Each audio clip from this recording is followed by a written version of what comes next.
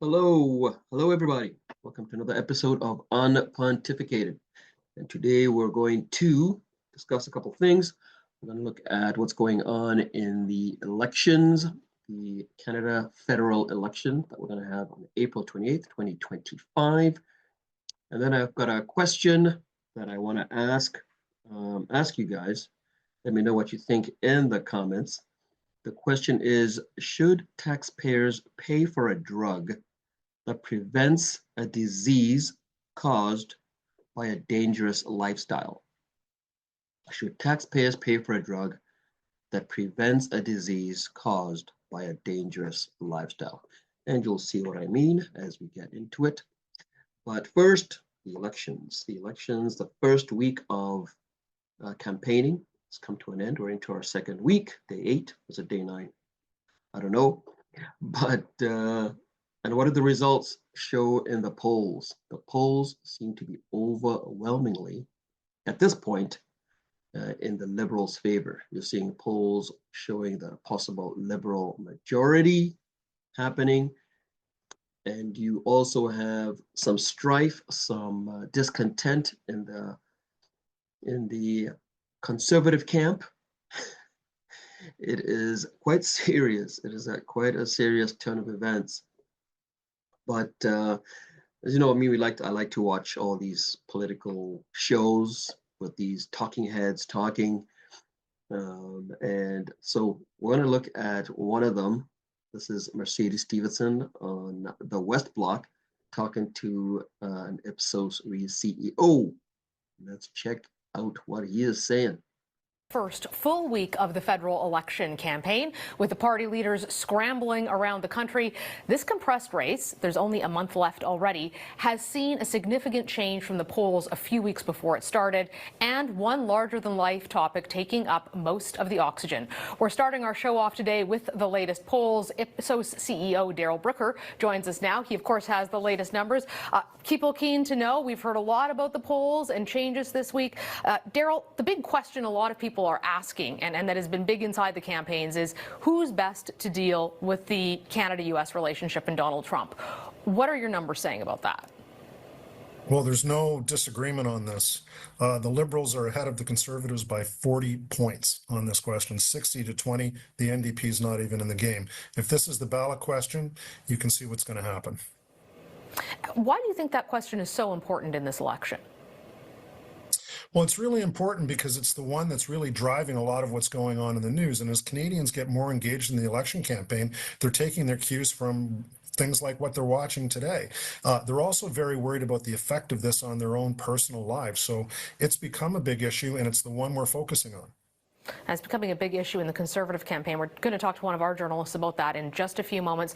But we've got more interesting numbers to go through here. One of the big questions for the Liberals, do they deserve re-election? The Conservatives are trying to say, no, they don't. This is the same Liberal government. The Liberals are saying, no, we're a new Liberal government. It's the Mark Carney government. What do Canadians think about whether the Liberals deserve re-election? Well, looking at the graphic you have up, you would think, oh, geez, most people don't think that the Liberals deserve to be reelected. But, 46%, if they actually show up for the Liberals on election day, that's a big majority. The other thing is, when we were tracking this, and we track it quite regularly on behalf of Global News, a couple of months ago, this number, the time for a change number, the 50%, was 78. So there's... Yeah, that was an interesting point. A few weeks ago, it was 78%. That was when Trudeau was in. People wanted to change. Now it's just down to 46. But if they get 46% of the vote, that is majority territory for sure. I think the issue is Canadians do want to change, and they do believe that Carney is change. Other Canadians just believe that the fact that Trudeau is no longer there and that you now have Mark Carney, that is a change. So there's a changed Liberal government. So even though there's an appetite for change, Carney is change. That's what Canadians believe. And in the past, the Conservatives would have been change. But now they've got the change that they want. Carney is change. Carney has said that he's going to drop the carbon tax. Carney has said that he's not doing anything with the capital gains. And Carney, unfortunately, has the the advantage of looking like a prime minister. I mean, he is the prime minister, however you feel about Canada's system, and he's looking like it. So he has that advantage over Pierre Poilievre. So Poilievre is going up against the incumbent, so to speak, and it's tough. It's a tough go. So that's the issue. Canadians have an appetite for change, and they believe they've got it with Carney. There's been a big change in the desire of the public to change the government. One of the other questions people think about, because when we vote for parties, realistically in our system, a lot of people think about who they want to be prime minister versus the MP they're voting for. What are the numbers telling you about who Canadians believe is the best prime minister, and how close is that race right now? Well, it's not close at all. We see Mark Carney ahead of Pierre Poilievre by 11 points on this. Jagmeet Singh not even in the game. And given that this is an election that has moved from being... Yeah, and like I said before, Mark Carney is looking prime ministerial. Mark Carney is now dealing with Donald Trump. They just had a meeting a few days ago, and even Donald Trump said it was a positive meeting. The tariffs are not off the table, but he had a good meeting with Mark. He called Mark Carney the prime minister, didn't call him governor. So people are looking at that and going, hey, looks like Mark Carney's doing a decent job. I mean, I personally disagree. I think if Mark Carney gets in, we'll be in worse trouble. On our prices are not going to go down. He's going to keep the carbon tax, or he's just going to change it, but it'll be the same thing. I think we need a change of party, not just change of leader. We need a change of party. But according to the polls, Canadians don't think that. Being about change into one being about leadership, the leader of the Liberal Party, Prime Minister Mark Carney, is in very good shape. We're obviously quite a ways out from an election. I mean, we say only a month left. Of course, in politics, a month left is potentially centuries for opportunities for mistakes or victories to be had. But if the election was held tomorrow, how would Canadians vote? Well, if we leave the undecideds in, it's 38 for the Liberals, the Conservatives at 32, and the NDP at 8, which is tragic for them. But a 6-point lead. But if you take out the undecideds from this, and those are people who probably aren't voting anyway, it's 44-38, a 6-point lead. That's enough to be knocking on the door for a majority. The unfortunate thing is 38% for Conservatives has been a majority territory for them as well.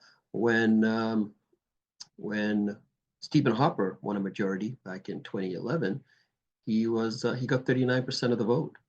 The issue was the NDP got a huge portion of the vote as well. For the Conservatives to get a majority, they need the NDP to do well, because anyone who doesn't vote for NDP goes to the Liberals. They don't go to the Conservatives. So you need the NDP to pick up the pace and to do well by their standards, which is 18, 19, 20% of the vote needs to go to the NDP for the Conservatives to win. Right now, with the NDP just flailing and being irrelevant, the NDP votes have gone to the Liberals. It's unfortunate. That's the next question I had for you. Is I know it's always tough to tell majority minority, but there was a very clear Conservative majority that we were headed for before Mark Carney came in as the leader. Things have changed drastically. How certain do you think those majority minority numbers are, and how they might play out? As you said earlier, there's a lot of time to go here, and particularly when you're dealing with a leader that people are just getting to know. The things that you're going to be talking today about on the rest of the show, these are things that could cause some of these numbers to change. And so you're going to have to keep a really close look on what's going on. It's very volatile, and I think anybody saying that they know how this is going to end at the end of April is probably should wait before they make their prediction. One last question for you, Daryl. Tory support is often underestimated in polls. We saw this in the U.S. election. We saw it recently in the Ontario election here. Do you think that the polling numbers for the Conservatives are higher than what we're seeing being publicly expressed to the people who work for your company when they contact Canadians? Well, they could be a little bit, but the other subtlety that you see in this, Mercedes, is you look at 44-38 and you say, okay, well, that's the game. But as you know, the game in Canada is not about winning popular vote, it's about winning seats. And when you look at the regions, the gap in Ontario is only 4 points between the Liberals and the Conservatives, and they are tied in the 905, where elections are usually won. So even though there's a 6-point gap, this is still a very close election. There's a lot that's going to happen going forward, and you shouldn't be making any claims about knowing what the future is at this moment. Still anyone's race there. Thanks so much for joining us, Daryl. Always great to see you. Thanks, Mercedes. Yes, so I like that question that Mercedes asked there. I mean, especially in Ontario, the Conservatives have to do well in Ontario as well, because it is not about winning the popular vote. Scheer won the popular vote. Erin O'Toole won the popular vote, but they still lost to Justin Trudeau. So the popular vote is nice, but it's about seats. And most of the seats are concentrated in Ontario and Quebec. And even if the Conservatives sweep the West, if they don't win in Ontario, then it's going to be a hard sell. Well, that was Ipsos Reid's numbers. Here's some Nanos numbers. Showing ballot support ending March 21 and ending March 29. You can see the swing just in a week. This is when the writ kind of dropped. In a week of campaigning, it's been a total switch. And the NDP went from 14 to 10, right? And that 4% went to the Liberals. The Conservatives basically stayed flat. The Bloc went from 7.6 to 5.3. That 2% went to the Liberals. The Green Party went to the Liberals. The PPC basically stayed flat. Maybe some of them went to the Conservatives from the PPC. But you can see support that is being totally stolen, so to speak, from the NDP and the Bloc going to the Liberals. You guys, hey, don't lose heart, Conservatives. Don't lose heart. We still got a month to go. There's a lot of stuff that can happen. Yeah. I know Pierre, the campaign truly feels that talking about the housing issues, the keeping more money in your pockets is the things to talk about. But I personally believe that they need to also, I think that's good to talk about those things, because that's, I mean, when you talk about tariffs, that's money in our pockets, talking about jobs. But you've got to get, I think, the tariff talk a little bit more prominent in how we're going to combat tariffs put on by Trump, because on April 2nd, he is going to be having a 25% tariffs on all automobiles being sold, imported into the States. It's going to impact our jobs. So what are you going to do about that? Are you going to combat that? This is what we need to talk about. Unfortunately, Mark Carney has direct access to Trump being the prime minister. But hey, for all is fighting the incumbents, incumbents always have the advantage. So you got to find a way to combat that. So do it. Let's go. All right, I asked you a question. Should taxpayers pay for a drug that prevents a disease caused by a dangerous lifestyle? And the reason I asked that is this CBC episode. Quebec has become the first province to publicly cover the cost of a new injectable HIV prevention drug. As Alison Northcott reports, this comes as HIV cases in Canada are on the rise. Once a day, Tim Lagman takes a pill that reduces his risk of contracting HIV. I decided to go on PrEP because I wanted to take the necessary precautions so that I can reduce infection rates. Pre-exposure prophylaxis, or PrEP, is part of the daily routine for a growing number of Canadians who are HIV negative but at risk of exposure to the virus. Most people take it in pill form, but Lagman is hopeful about a new, longer-lasting injectable option given every 2 months. That would be a Now, they're at risk of exposure to the virus because they're engaged in a dangerous lifestyle. And what is that dangerous lifestyle? It is men having sex with men.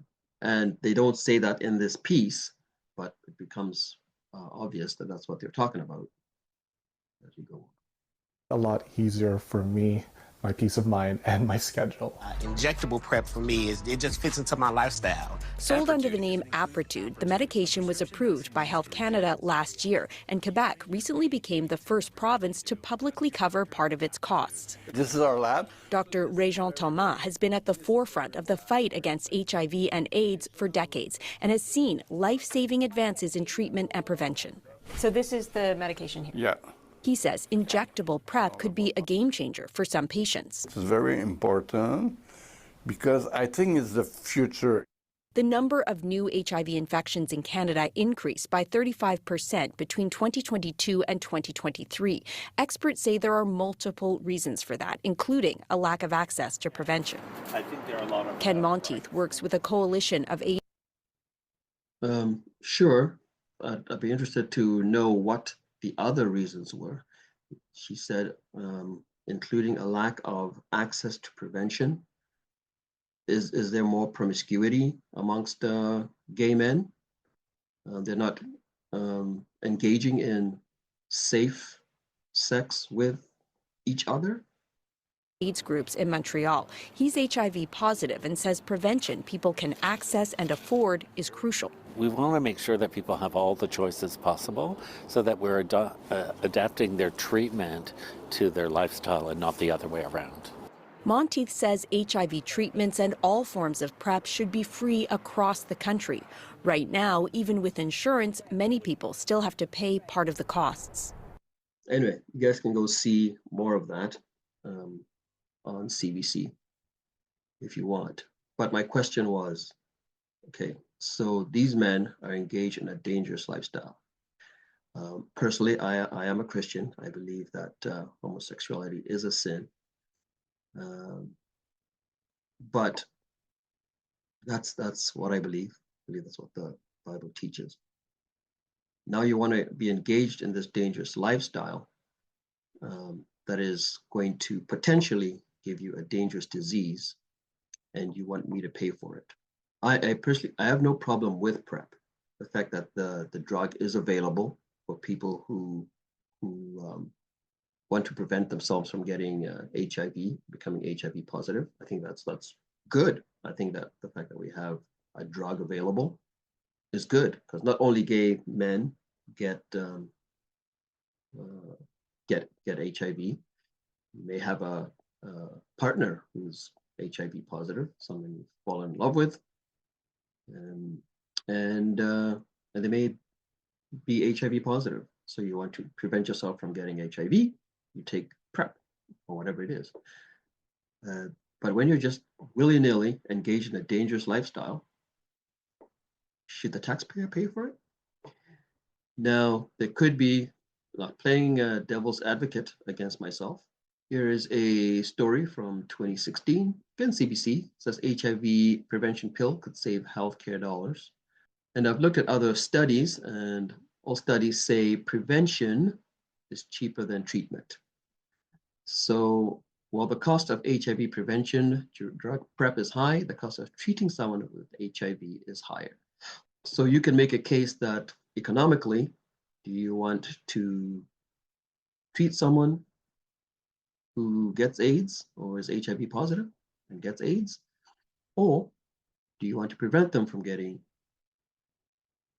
HIV, becoming HIV positive, or getting AIDS, and hence not making them a burden on our healthcare system, making it cheaper for our healthcare system? Well, PrEP costs up to $12,000 a year. The cost of treating someone with HIV can be up to $24,000 a year, almost double, according to the Canadian Journal of Infectious Diseases and Medical Microbiology last year. You have variables to consider, including how many people would be taking PrEP and for how long. HIV treatment, though, is for life.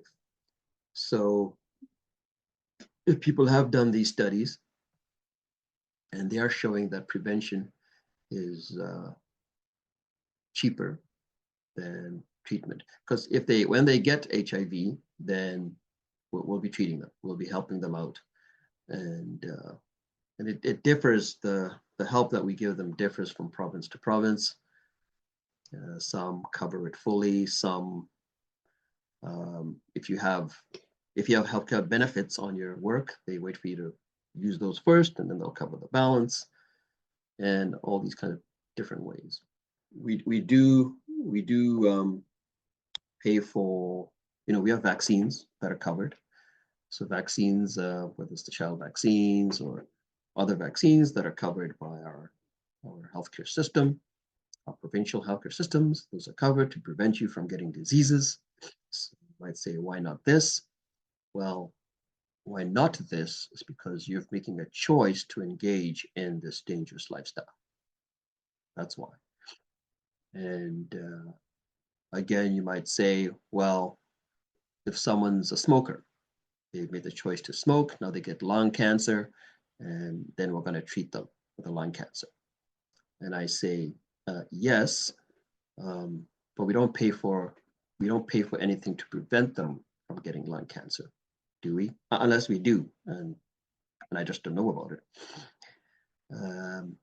So why should I pay for this thing to prevent someone becoming HIV positive? You'll throw the economics on me because it's cheaper to prevent. I just have an issue with paying for things that are allowing people to do things that are bad. Okay, so now you're going to get preventable for getting it. So now you're just going to engage because you think you're safe. I'll stop it right there. So I'm going to say that. It'll be interesting to hear what you guys have to say in the comments on this point. And please like and subscribe if you're getting some value from this. But yeah, I'll be interested to see what the second week of campaigning, see what happens. We're going to have the tariffs dropping us on Wednesday. And then also, should we be paying for a drug, a prevention drug, on a choice that someone's making to engage in a dangerous behavior. Talk to you guys soon. Please like and subscribe. Bye-bye.